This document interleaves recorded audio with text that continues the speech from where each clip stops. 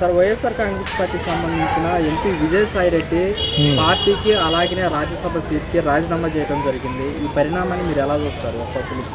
వైఎస్ఆర్ పార్టీకి మరి విజయసాయి రెడ్డి గారు రాజీనామా చేయడం చాలా దురదృష్టకరం. ఎందుకంటే ఆయన పార్టీ నిర్మాణం కానించున్నాడు.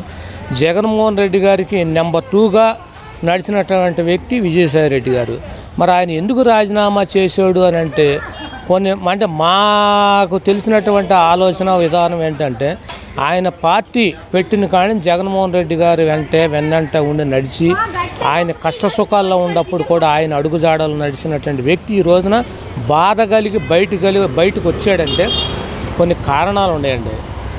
ఎందుకు నేను ఆ కారణాలు చెప్పగలుగుతున్నానంటే ఈ రోజున ప్రభుత్వం 2019 నుంచి 24 వరకు అధికారంలో ఉన్నప్పుడు జగన్మోహన్ రెడ్డి గారి దగ్గర కుడిభుజంలాగా తయారైనటువంటి సజ్జల రామకృష్ణారెడ్డి గారి వల్లనే పార్టీ డిజాల్వ్ అవటానికి కానీ నాశనం అవటానికి కానీ జగన్మోహన్ రెడ్డి గారు ఓడిపోవటానికి కూడా సజ్జల రామకృష్ణారెడ్డి గారు. ఎందుకు చెప్తున్నానంటే ఆయన పక్కన కూర్చుని గతంలో ఏ పార్టీలో ఏ చిన్న సమస్య ఉందా ఏది ఉన్నా సరే విజయసాయి రెడ్డి గారు వెళ్ళి దాన్ని ఎమ్మటే పరిష్కరించేవాడు. ఈ సజ్జల రామకృష్ణారెడ్డి గారు వచ్చిన తర్వాత పార్టీలో ఏదో ఉంది ఆయన అయిపోయాకని చెప్పి జగన్మోహన్ రెడ్డి గారిని తప్పుదోవ పట్టించి పార్టీని కూడా వాడగొట్టే దాంట్లో కీలక పాత్ర పోషిస్తున్న వ్యక్తి ఎవరైనా ఉండారంటే సజ్జల రామకృష్ణారెడ్డి. సజ్జల రామకృష్ణారెడ్డి ఉన్నంత కాలం వైసీపీ పార్టీ ఇంకా అట్టడుగు స్థాయికి వెళ్ళిపోతే తప్ప మళ్ళీ పునర్జీవం పోసుకునే పరిస్థితి లేదు. ఎందుకు చెప్తున్నంటే ఆయన కార్పొరేటర్ కూడా గెలవాల సజ్జల రామకృష్ణారెడ్డి. వాళ్ళ కొడుకు సోషల్ మీడియా వింగ్ అంట భార్గవ్ రెడ్డి. అసలు అతని వలన ఈళ్ళ వల్లనే పార్టీ నాశనం అయిపోతుంది. జగన్మోహన్ రెడ్డి గారు ఇప్పుడైనా కళ్ళు తెరిచి అట్లాంటి వాళ్ళని పక్కన పెట్టి పార్టీ నిర్మాణంలో దృష్టి పెడితే బాగుంటుందండి. సార్ మరి ఇప్పుడు ఇలాగా ఎంపీలు కానివ్వండి వాళ్ళకి సంబంధించిన ఎమ్మెల్యేలు కానీ రాజీనామాలు చేసుకుంటూ వెళ్ళిపోతున్నారు. అవును, పార్టీకి సంఖ్యాబలం తగ్గుతుంది కదా.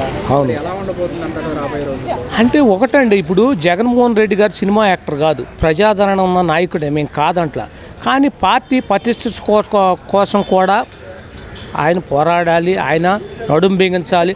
ఇట్లాంటి నాయకుల్ని పక్కన పెట్టుకోకూడదండి. ఎందుకు చెబుతున్నానంటే వీళ్ళు దేనికి పనికిరాదు, అర్థమవుతుందంటే పార్టీలో నెంబర్ 1 స్థానంలో ఉన్నటువంటి జగన్మోహన్ రెడ్డి గారు నెంబర్ 2 స్థానంలో విజయసాయి రెడ్డి గారు ఉంటే మరి ఈ రోజున అధికారంలో రాగానే వీళ్ళని పక్కన వేసుకుని పార్టీ కోసం అహర్నిశలా కష్టపడినటువంటి వ్యక్తులను పక్కన పెడితే మరి ఆయన అంత వయసులో కూడా చెప్పుకోలేక స్వచ్ఛందంగా పక్క తప్పుకున్నాడు. మరి ఆయన ఏం చేయలేడు. ఆయన ఆవేదన ఏంటంటే చెప్పుకుంటే అంతర్గతంగా పార్టీ కూడా ఇంకా బలహీనం అవుతుందని మరి ఆయన ఆలోచించుంటాడు. విజయసాయి రెడ్డి గారు అది ఆలోచించుంటారు. అందుకని ఎంపీ పదవికి కానీ పార్టీ సభ్యత్వానికి కూడా ఆయన రాజీనామా చేయడం జరిగింది. సార్ ఇప్పటిదాకా వైఎస్ఆర్ కాంగ్రెస్ పార్టీ ఎమ్మెల్యేలు కానివ్వండి ఎంపీలు కానీ రాజీనామాలు చేసింది వేరు. ఇప్పుడు విజయసాయి రెడ్డి గారు రాజీనామా చేయడంతో కార్యకర్తల్లో కానివ్వండి వాళ్ళకి సంబంధించిన నాయకులు కూడా పార్టీ కష్టకాలంలో ఉన్నప్పుడు ఇలా నిర్ణయం తీసుకోవడం కరెక్ట్ కాదంటున్నారు. మీరేమంటారు? నేను అనేది ఇప్పుడు నాకు ఒక ఆవేదన ఉంది. పార్టీలో నేను ఎన్నో అవమానాలు పడుతున్నా. అది విజయసాయి రెడ్డి గారు ఆయన ఆలోచించి చెప్పుకోలేక ఇప్పుడు మీడియా సమావేశాలు బహిర్గతమైతే ఒకటంటే 10 రాస్తున్నారు ఈ రోజున. ఆ పరిస్థితి ఆయన చెప్పుకోలేకే ఆయన హుందాతలం కలిగిన నాయకుడు కాబట్టి చెప్పుకోవటానికని ఇష్టపడక స్వచ్ఛందంగా వద్దు మనం వెళ్ళేటప్పుడు ఏదో ఒకళ్ళ మీద బురద జల్లి వద్దు అని ఆయన హుందా కలిగిన నాయకుడు కాబట్టి ఆయన పూర్తిగా పక్కకు తప్పుకున్నాడు తప్ప ఇంకా వేరే ఆలోచన అనేది లేదు.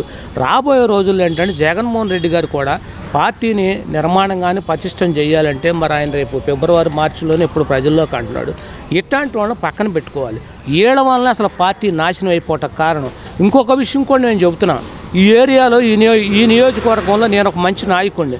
జగన్మోహన్ రెడ్డి గారికి ఏం చేశారు?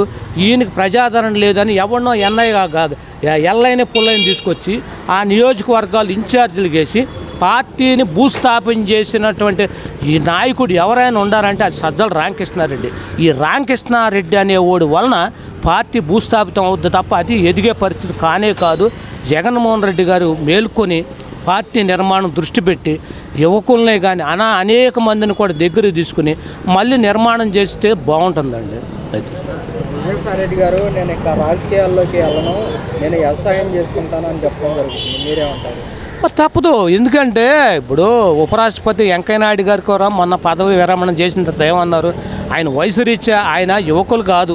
విజయసాయి రెడ్డి గారు కూడా మరి ఆయన ఎందుకు ఇవన్నీ చూడలేక, ఆయన ఆవేదన చెప్పుకోలేక ఆయన స్వచ్ఛందంగా బయటకు వచ్చి కాస్త ప్రశాంతత కోసం ఆయన సొంత పనుల మీద దృష్టి పెడతానన్నాడు. దాంట్లో తప్పే ఉందండి. చంద్రబాబుకి నాకు వ్యక్తిగతంగా ఏమీ లేదు, రాజకీయాలే తప్ప అని చెప్పేసి విజయసాయి రెడ్డి అంటారు. అవునవును, తప్పకుండా. ఎందుకంటే మరి ఆయన ఉన్నారు కదండి తారక రత్న గారు, మరి ఆయనకి ఈయన మామగారు అవుతారు, మరి వాళ్ళ ఆవిడ ఈయనకు కూతురు అవుతుంది. వాళ్ళకి ఆ రీతిగా కూడా బంధుత్వాలండి. ఏమంటే రాజకీయ వైరాలు తప్ప ఈ రోజున రాజకీయాల్లో శాశ్వత శత్రువులు ఉండరు, మిత్రులు ఉండరు. అలాగే ఎవరు కూడా ఈ వైరాలు ఉండవు, ఆస్తు తగాదాలు కాదు. పార్టీ పరంగా సిద్ధాంతాలు వేరు కాబట్టి అది మరి విజయసాయి రెడ్డి గారు మరి అందరితో అందరివాడు కాబట్టి ఆయన చెప్పుకోవటం తప్పేముందండి. ఇప్పుడు ఆయనకు బంధుత్వం ఉంది, ఆ రీతిగా పార్టీలు వేరు. ఆయన ఏ రోజు కూడా ఆయన నాకు బ్రదరు అన్నయ్య అని కూడా ఏ రోజు అన్న బంధుత్వాలు ఉండ, ఆయన ఆ రీతిగా ఉండుంటాడే తప్ప మరి వాళ్ళకి వ్యక్తిగతంగా ఏమి లేవు కదండి. అది సార్, విజయసాయి రెడ్డి గారు రాజీనామా చేసిన తర్వాత మెయిన్ లీడరే రాజీనామా చేస్తారు, ఇంకా వైఎస్ఆర్ కాంగ్రెస్ పార్టీ ఇంక లేదు, ఇంకా పడిపోయింది. గత ఎన్నికల్లో చూసుకుంటేనేమో ఇప్పుడు 2024లో 11 సీట్లకే పడిపోయింది, ఇంకా లేదు అంటారు సార్, మీరేమో లేదు అని అంటే ఇక్కడ కొన్ని జగన్మోహన్ రెడ్డి గారు కూడా తెలుసుకోవాలండి. ఎందుకు చెప్తున్నానంటే ఆయన సంక్షేమ పథకాలు ఇచ్చాను, జనానికి ఇచ్చాను, వాళ్ళే ఏత్తారు గొర్రెల్లాగా అనుకున్నారు. కానీ పార్టీలో ప్రతి కార్యకర్త కూడా అసంతృప్తితో ఉన్నమాట మాత్రం వాస్తవం. 19 నుంచి 24 వరకు ఎందుకు చెప్పగలుగుతున్నానంటే ఏం పట్టించుకుంది పార్టీ, ఏం పట్టించుకుంది. మేము ఉన్నటువంటి ఈ డివిజన్లో కూడా ఒక సచివాలయంకి వెళ్తే 5,000 తీసుకునే వాలంటరీ మా మాట వినలా. అలాగే నియోజకవర్గ ఇన్ఛార్జీలు కూడా పార్టీ కార్యకర్తలను పట్టించుకోవాలి. జగన్మోహన్ రెడ్డి గారు భజన చేసుకుంటా వీళ్ళందరూ ఇచ్చేసారే తప్ప జగన్మోహన్ రెడ్డి గారు ఏంటంటే ప్రజలకు కూడా ఏ అవసరతలు ఉందో చూడాలి. సంక్షేమ పథకాలే కాదండి, అభివృద్ధి కూడా కావాలి, ఉద్యోగాల మీద కూడా దృష్టి పెట్టాలి. ఆయన ఏం చేశాడు, డిగ్రీలు చదువుకున్నటువంటి వైన్ షాపుల్లో పెట్టాడా లేదా? వాళ్ళకు ఉద్యోగాలు ఏంటంటే వాళ్ళకి స్వచ్ఛందంగా ఏదైనా గవర్నమెంట్ జాబులు ప్రొవైడ్ చేయండి. వాలంటీర్లు అన్నారు. ఈ ప్రభుత్వం కూటమి ప్రభుత్వం ఎందుకు తీసేసింది? వాళ్ళకి ఒక శాశ్వతమైన జీవో ఇచ్చాడా? ఇవ్వకోకుండా తాత్కాలికంగా 5,000 అని అన్నాడు. 2,50,000 మంది పాప మరి ప్రభుత్వం వచ్చిన తర్వాత తీశారు. ఎందుకంటే వాళ్ళ రిక్రూట్ చేసుకుంటే ఈ ప్రభుత్వం తీసేది కాదు. అవునా కాదా? ఇవన్నీ కూడా ప్రజలు చూశారు. అట్లాగే అభివృద్ధి అనేది లేదు. 3 రాజధానులు అన్నారు. దేనికంటే ఎక్కడేసిన గొంగళ అక్కడే అన్న పరిస్థితి ఉంది. ఇప్పుడు కూటమి ప్రభుత్వం వచ్చింది, మరి మోడీ గారు మరి రాష్ట్రం మీద ఎందుకంటే ఈ రాష్ట్రం మీద ఈ ప్రభుత్వం మరి ఎందుకంటే వీళ్ళ మెజారిటీ కావాలి కాబట్టి ఆయన ఈ ఆంధ్ర రాష్ట్రం మీద మరి ప్రత్యేకమైన దృష్టి పెడుతున్నాడు. మరి అమరావతి అభివృద్ధికి దాదాపు 16,000 కోట్లు ఇచ్చాడు. పోలవరానికి మళ్ళీ నిధులు ఇచ్చాడు. అలాగే స్టీల్ ప్లాంట్కి 11,000 కోట్లు ఇచ్చాడు. ఉన్నది చెప్పుకోవాలి. మరి జగన్మోహన్ రెడ్డి గారు ఈ 5 ఏళ్లలో కూడా ఎన్నోసార్లు వెళ్ళాడు, కానీ వీటి మీద దృష్టి పెట్టలేకపోయాడండి. ప్రజలు కూడా ఇది చూస్తున్నారు. సంక్షేమమే కాదు, అభివృద్ధి కూడా కావాలి. అభివృద్ధి లేపేటప్పటికి ఏమవుతుందంటే ఎక్కడేసిన గొంగళే అన్నట్టు పరిస్థితి ఉంది. కూటమి ప్రభుత్వం వచ్చి 8 నెలలు అవుతుంది. వాళ్ళు కూడా 6 గ్యారంటీలు అన్నారు, ఒక్కోటి ఇచ్చుకుంటూ వస్తున్నారు. ప్రజలు కూడా చూడాలి. ఎమ్మటే కూడా తెల్లరపాటికి అవుద్దని ఎవరు చెప్పలేరు కదా. అది కూడా గమనించి రాబోయే రోజుల్లో జగన్మోహన్ రెడ్డి గారు కూడా ప్రజల్లోకి వచ్చి వాళ్ళ సాధక బాధలు గతంలో ఏ రీతిగా చూశాడు, ఇప్పుడు కూడా ప్రజల పక్షాన పోరాడి ఏదైనా ప్రభుత్వం ఏదైనా చేయలే దాని పక్షాన పోరాడితే బాగుంటుందండి.